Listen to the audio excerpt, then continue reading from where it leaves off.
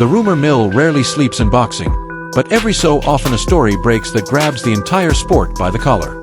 The latest flashpoint is the talk of a Jake Paul versus Gervonta Tank Davis exhibition, an idea that has been teased, mocked, defended, and dissected in equal measure.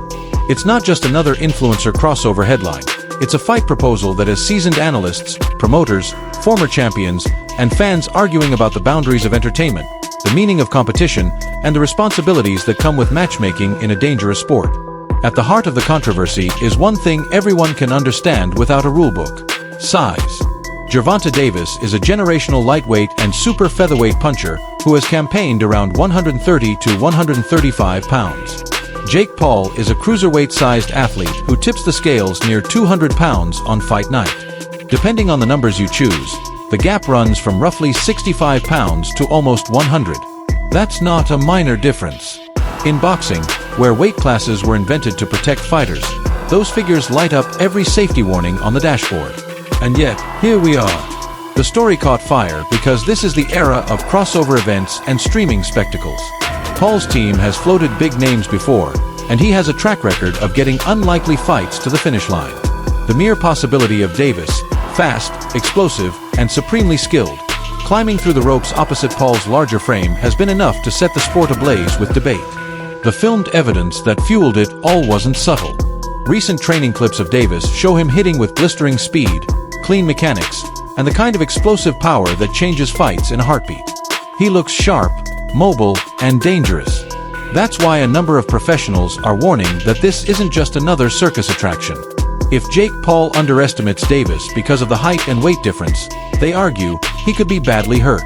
Other voices flip the concern and say Davis is the one flirting with peril. After all, how often does a 135-pound fighter take clean shots from someone who claims cruiserweight size? What makes this particular rumor messier is the context around it. Just weeks ago, chatter had Jake Paul circling a January spectacle against former unified heavyweight champion Anthony Joshua. It sounded bizarre on paper, but the talk refused to die. Now, with whispers of Davis versus Paul rising, some observers are asking whether the Joshua idea was a negotiating tactic, a marketing hook, or simply a misdirection. In a fluid landscape where streaming platforms broadcast global cards and social media can move sentiment in hours, clarity is often the first casualty. Promoter Eddie Hearn spoke plainly about what he sees as the dangers at play. He's seen both the business upside and the athlete downside of these events, and he didn't sugarcoat his view. Fighting Davis might make money, but Hearn worries it's the kind of mismatch that can leave scars, physical and reputational. "Be careful what you wish for," was the gist of his warning. He believes Jake Paul risks far more than a loss on his record in this matchup. When you strip down the rhetoric, the promoter's caution sounds less like trash talk and more like a seasoned voice urging a young fighter not to confuse views with viability. Daniel Cormier, the former UFC double champion who now comments on combat sports with measured clarity, offered a nuanced take. He respects Jake Paul's hustle, the 0-to-1 grind that built a real boxing brand out of YouTube stardom, and the partnerships he secured with major platforms. But Cormier also stated the obvious: Davis is a better boxer, while Paul is the much bigger man. That disparity is the fulcrum. If Davis were to win, Cormier thinks it could throw Paul's entire momentum off a cliff, deflating the narrative that Paul is climbing toward tougher challenges. If Paul wins, critics will frame it as the muscled-up novice picking on someone who carried talent north of his natural classes. It's the sort of fight where both men face reputational risk, just of different kinds. Carl Froch, the blunt former super middleweight champion from Nottingham, took the gloves off and said it the way old-school pros tend to. He called the idea a mismatch and a freak show, arguing that Davis's elite skills do not change how unnatural it is to ask a guy who fights at 135 pounds to absorb punches from a man who walks around at 200. Froch wouldn't dignify Paul's resume as professional-level boxing and insisted that this kind of spectacle damages the sport's credibility. Many traditionalists agree with his sentiment, even if they would choose different words. Ryan Garcia's critique traveled the same road and then stepped on the gas. He labeled the very concept insane and argued that modern boxing risks turning into WWE, more theater than sport, when these matchups dominate public attention. He accused Paul of building a career around carefully engineered advantages. Whether you agree with Garcia or not, His point resonates with fans who feel the sport's ranking structure and championship pathways should matter more than viral clips and one-night spectacles. Amir Khan, a former world champion who knows what high-speed collisions feel like, went beyond framing and focused strictly on safety. He criticized the proposed exhibition as disgusting because of the sheer size and height gap. In his view, a commission would, and should, refuse to sanction such a bout. He applauded promoters who push back on YouTube-style spectacles, naming Turki Alalshik as someone who has, in his opinion, refused to indulge what he sees as a dangerous trend. For Khan, the risk of serious injury isn't an abstract. It's the only line that matters. Michael Bisping didn't hide behind neutrality either. He called the pattern bully boy tactics, seeking very small or less experienced opponents to preserve a wins column rather than matching with peers. He broadened the critique beyond Davis and cited other instances where opponents were well past their best or simply outgunned by size and youth. If you want respect from fighters, Bisping argued, you take the kind of fight that gives you insomnia because you know the guy across from you can beat you if you blink. KSI, a rival crossover star who has chased a fight with Paul for years, framed the Davis rumor as ducking of him and of more reasonable matchups at cruiserweight. KSI's frustration isn't new, but he gave it fresh heat by calling the Davis pairing a disgrace to boxing.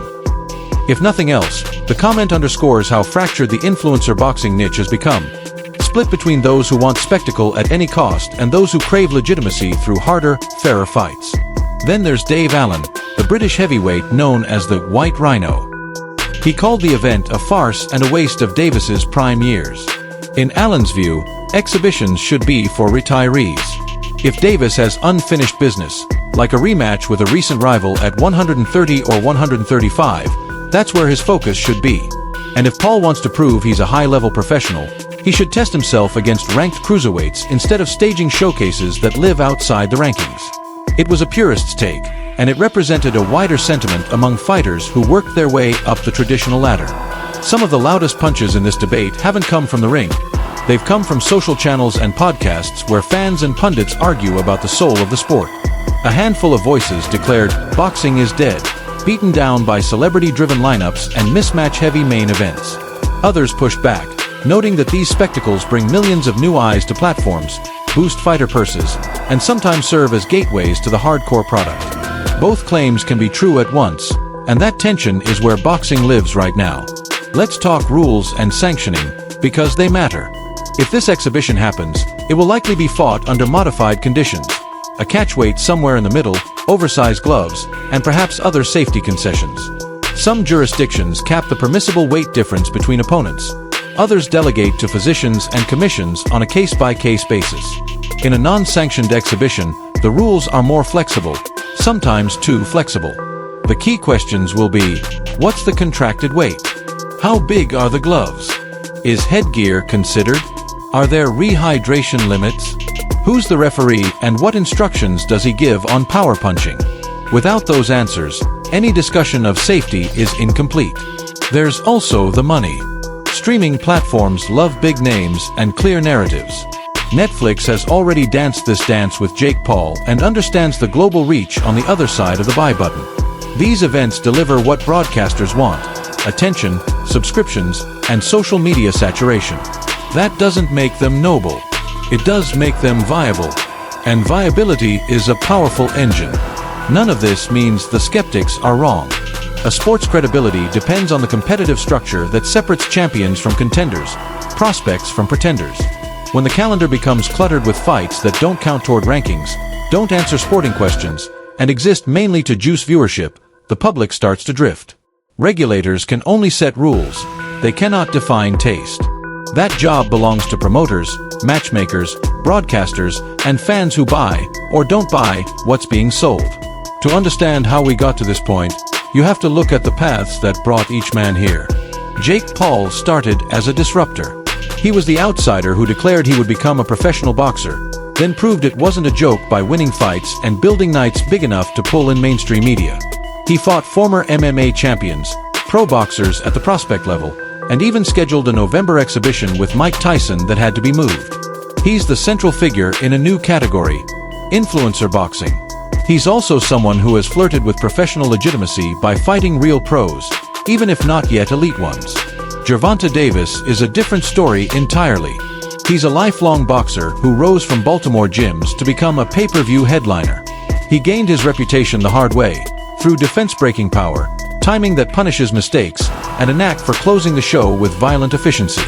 He fights at lightweight and super featherweight. He wrecks people at those sizes.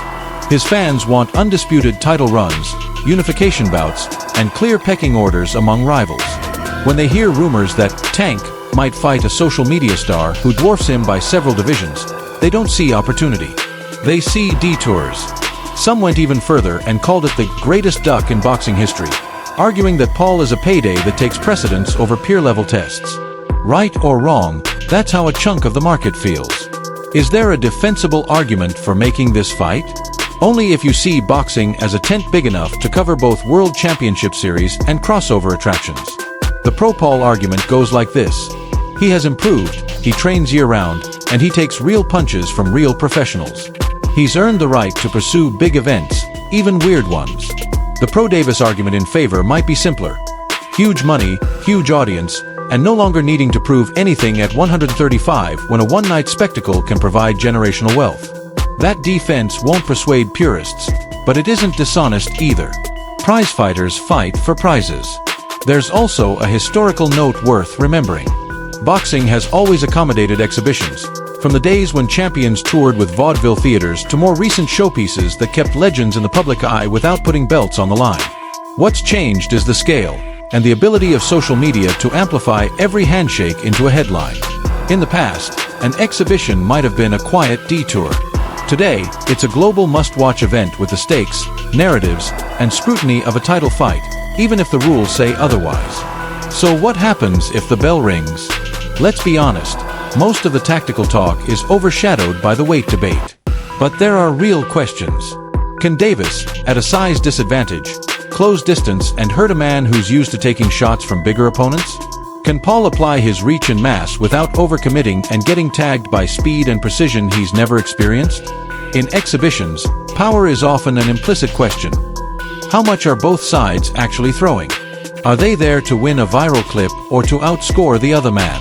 Without an official sanction, judging becomes murky, too. The public wants knockdowns and drama. The commission wants nobody leaving on a stretcher. The fighters want money and momentum. Those goals don't always align. Here's an outcome chart nobody will fully love. If Jake Paul beats Gervonta Davis, a chunk of the public will call it a size-aided result and diminish whatever skill he showed. If he loses, skeptics will say the influencer bubble burst, and the market cools. If Davis wins, those same skeptics will say he shouldn't have been in there to begin with. If he loses, the risk to his reputation at lightweight is real, even if the rules and weight were stacked against him. That's why many insiders call it a bad equation no matter how you do the math.